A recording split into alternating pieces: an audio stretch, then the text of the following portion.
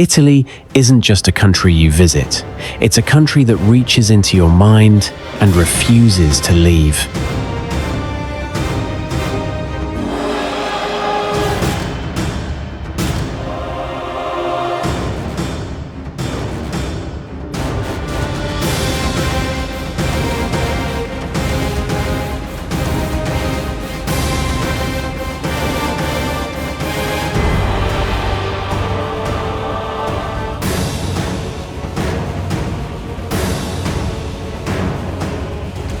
A place where every street corner feels like a movie scene. Every meal feels like a celebration, and every ancient stone whispers stories older than most civilizations still breathing today.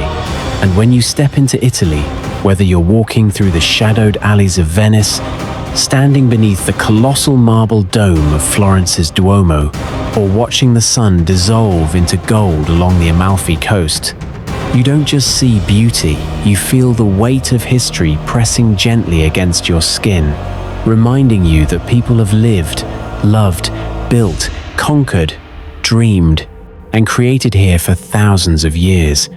And the reason Italy captivates the world is not simply because it's beautiful, but because it embodies something universal. The idea that life can be lived with passion, craft, art, taste, and soul, that human creativity is not an exception, but a responsibility. And that even in a modern world obsessed with speed, Italy stands proudly as a reminder that the greatest things ever built, from empires to paintings to recipes, were crafted slowly, deliberately, and with an almost sacred attention to detail. To understand Italy is to understand the idea of layers. Layers of history, layers of identity, layers of culture stacked across millennia, like geological strata of the human experience.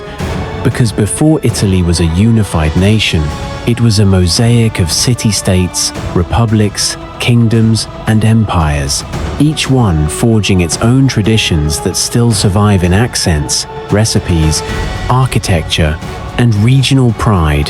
And when you travel from the snow-covered Alps in the north to the sun-washed cliffs of Sicily in the south,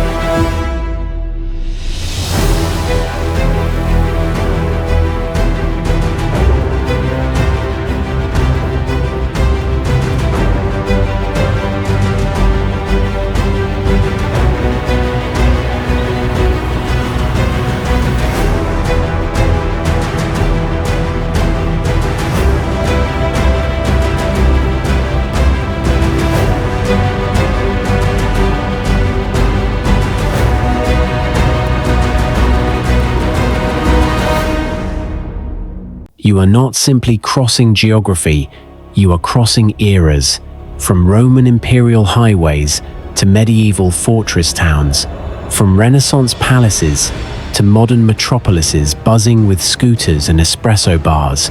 And this layering of time is what makes Italy so hypnotic, because in almost every direction you look, the past and the present coexist, sometimes clashing, sometimes harmonizing, but always reminding you that Italy is not merely a static postcard, it is a living organism, a grand theater of life, where history breathes in the architecture, where culture dances in the streets, where the Mediterranean climate nurtures everything from olive groves to bold personalities, and where the spirit of human innovation never truly went away.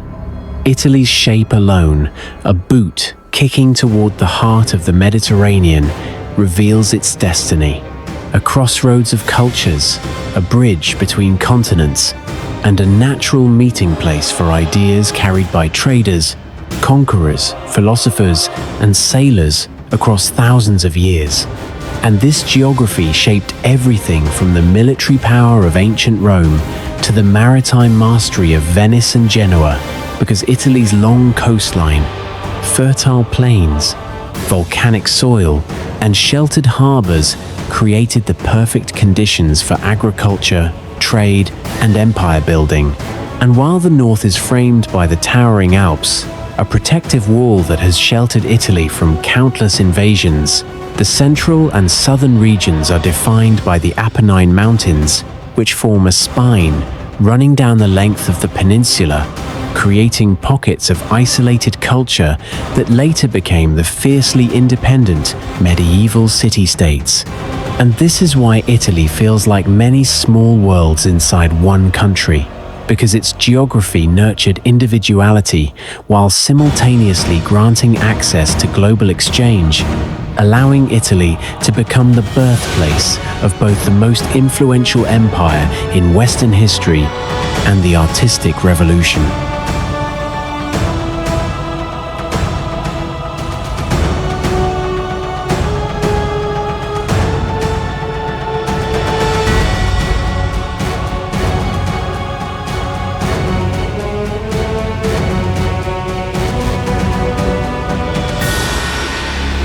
We now call the Renaissance, making its physical shape a blueprint of its destiny.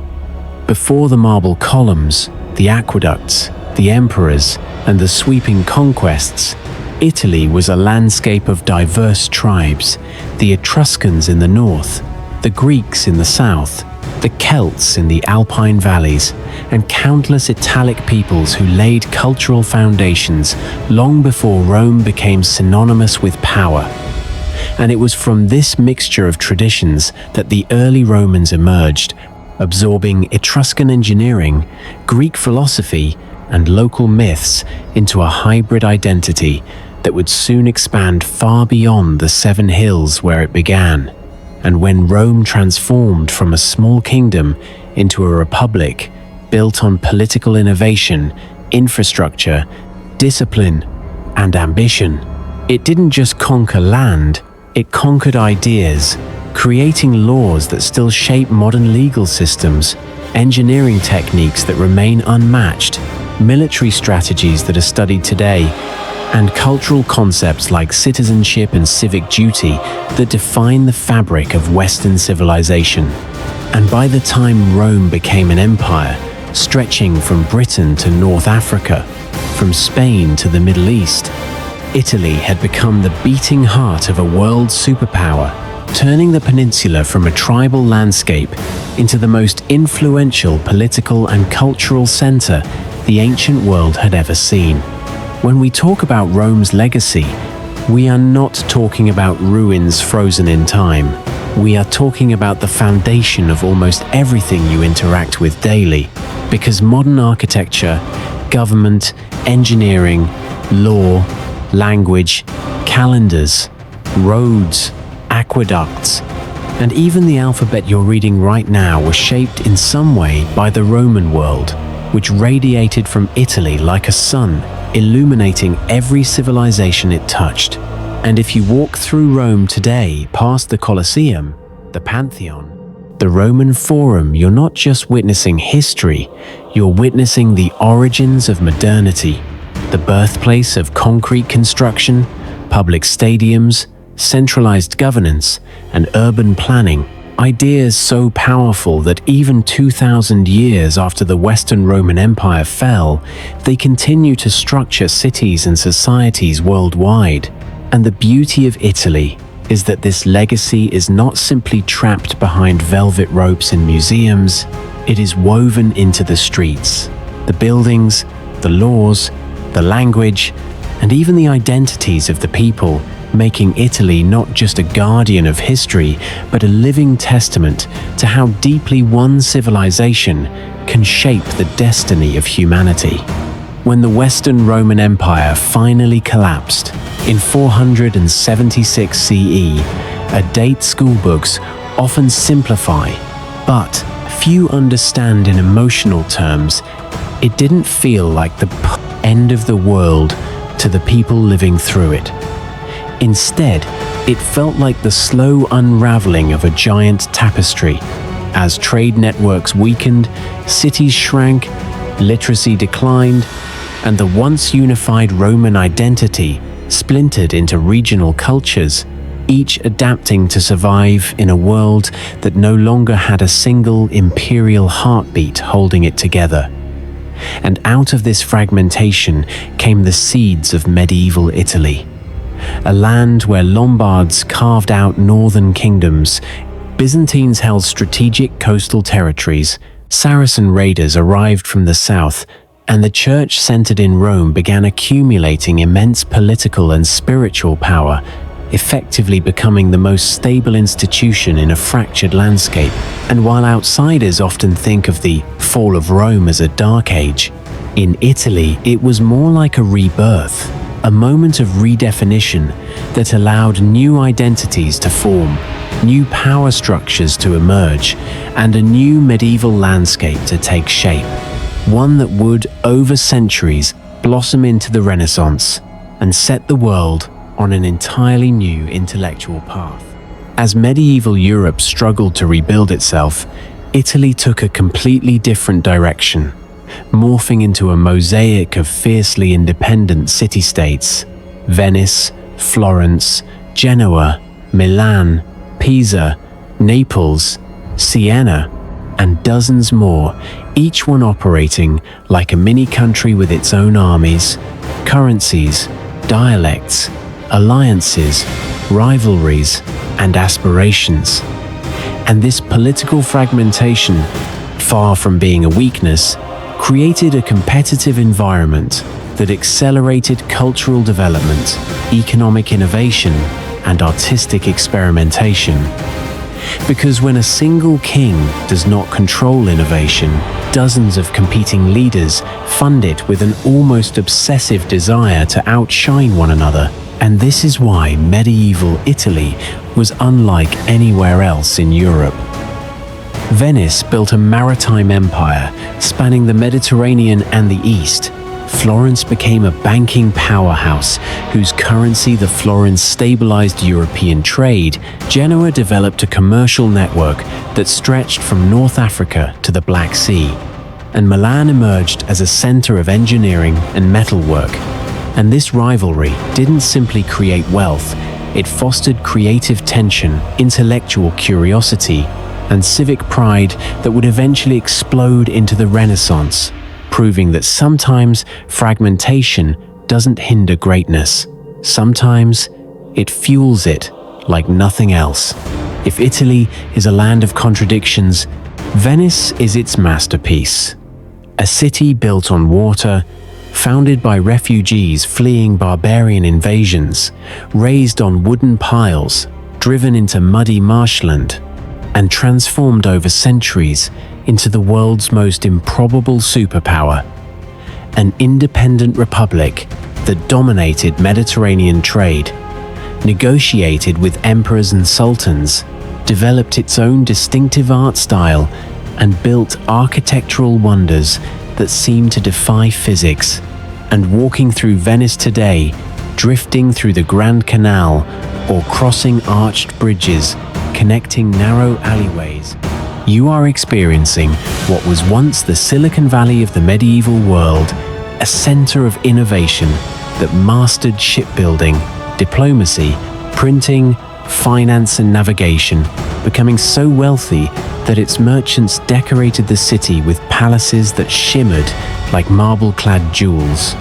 And what makes Venice extraordinary is not just its beauty, but its audacity, because no other city in the world dared to challenge natural geography so boldly, turning a lagoon into a fortress, a harbor, a palace, and a home for one of the longest-lasting republics in human history, proving that when people are pushed to the margins, they often create greatness precisely because the odds are against them.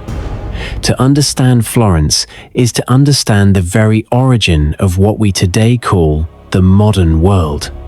Because in the 14th and 15th centuries, this relatively small Tuscan city exploded into a cultural supernova that produced unprecedented levels of artistic genius, scientific discovery, philosophical inquiry, and architectural innovation, so influential that historians now use the word Renaissance to describe the entire period shaped by its brilliance.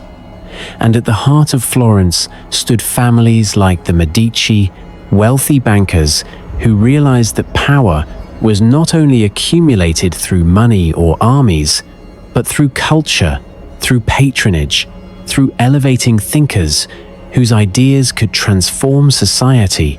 And so they funded artists like Michelangelo and Leonardo da Vinci, architects like Brunelleschi, scientists like Galileo, and writers like Dante and Machiavelli. And this fusion of money, talent, ambition, and intellectual freedom created a perfect storm of creativity that reshaped Europe's view of humanity, rediscovered the knowledge of ancient Greece and Rome, and laid the foundation for everything from modern science to political theory, making Florence not just a city on a map, but a turning point in human history that still echoes through every museum, school, and creative industry. When we talk about the Renaissance, we're talking about a revolution, not a violent or political one, but a revolution of ideas, of perspective, of the very definition of what it means to be human, because for the first time in centuries, Europe didn't simply survive, it imagined, questioned, invented, created, and pushed boundaries. And Italy was the epicenter of that shift.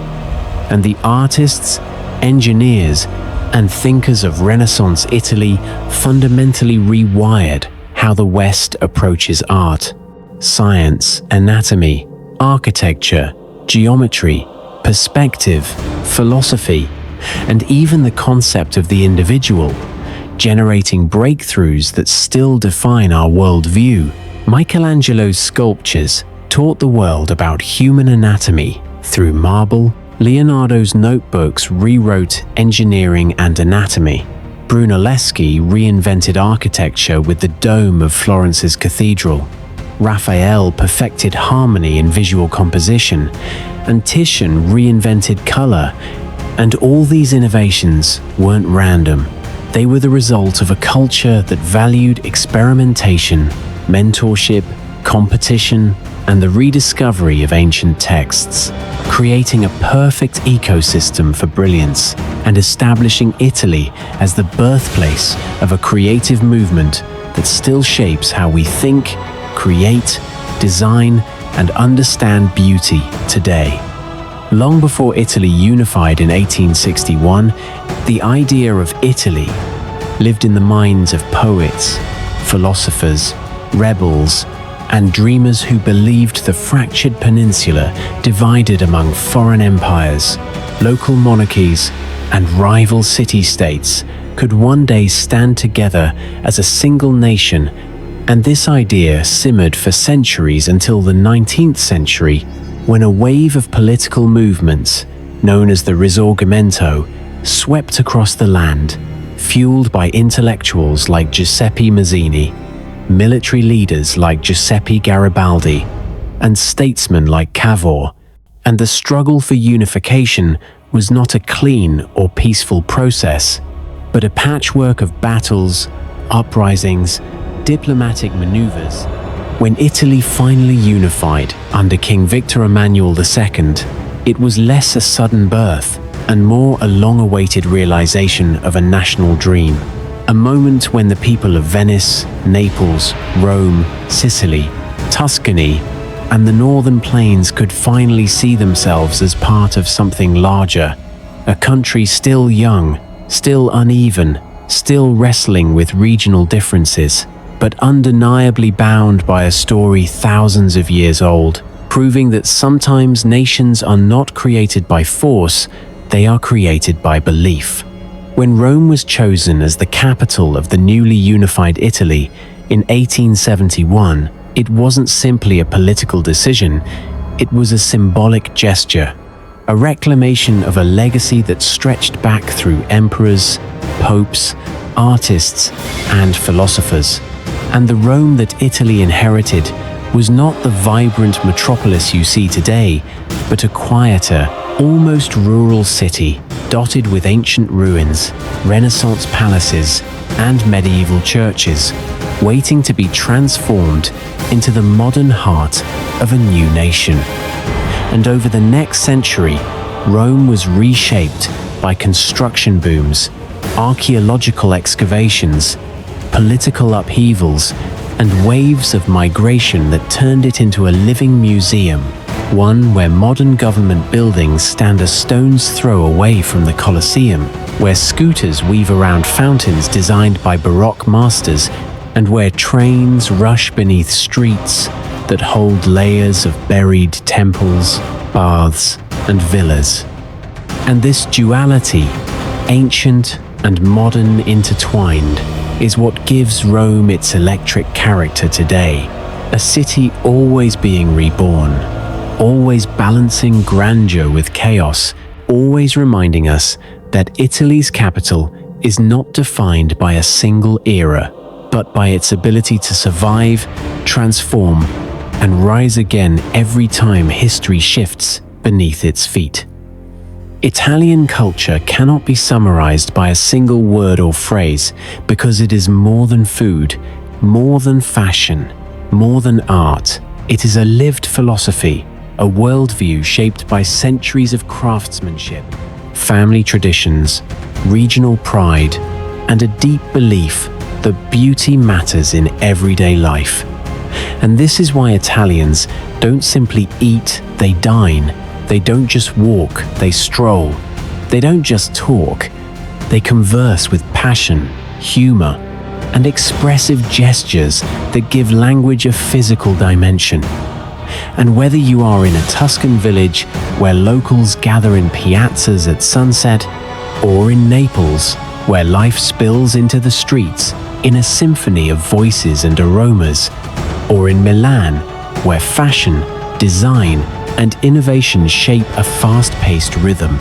Italian culture centers around human connection, around slowing down enough to save a life, around maintaining traditions while embracing creativity. And when you observe Italians interacting with their environment, their insistence on quality coffee, beautifully designed objects, artisanal bread, perfectly tailored clothing, you begin to understand that Italian culture is essentially about living with intention, valuing craft, and treating everyday experiences as opportunities to create meaning, joy, and beauty.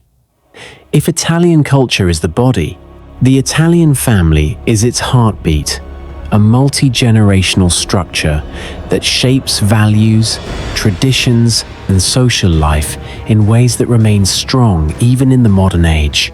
Because unlike many countries where individualism dominates, Italy maintains a culture where family ties are deep, enduring, and central to identity. And this is why Sunday lunches last for hours, why grandparents play an active role in raising children, why teenagers still gather around the table with extended relatives, and why family-owned businesses, restaurants, bakeries, fashion ateliers, vineyards remain the backbone of the economy in cities and villages alike, and this familial closeness is reflected in everyday rituals. Parents walking their kids to school, families taking evening strolls together, relatives arguing with passion, but reconciling just as intensely, and the shared belief that life's challenges are easier when faced collectively. And while modern pressures, economic struggles, housing costs, shifting gender roles challenge the traditional Italian family model, the cultural foundation remains remarkably resilient, shaping how Italians interact, communicate, celebrate, and support one another, making the family not just a biological unit, but a social institution that gives Italy its warmth, humor, loyalty, and emotional richness. Italian cuisine has influenced global food culture more than almost any other culinary tradition. But what makes it extraordinary is not complexity, it's simplicity elevated to art, the belief that 2 or 3 perfect ingredients, handled with care, can create dishes that feel timeless and transcendent. And this philosophy comes from centuries of regional histories, where farmers, fishermen, and artisans relied on local resources to craft meals that honored the land, resulting in a cuisine that varies dramatically from region to region. The buttery risottos and cheeses of the north, the tomato-based dishes and seafood of the south, the rustic breads of Tuscany, the citrus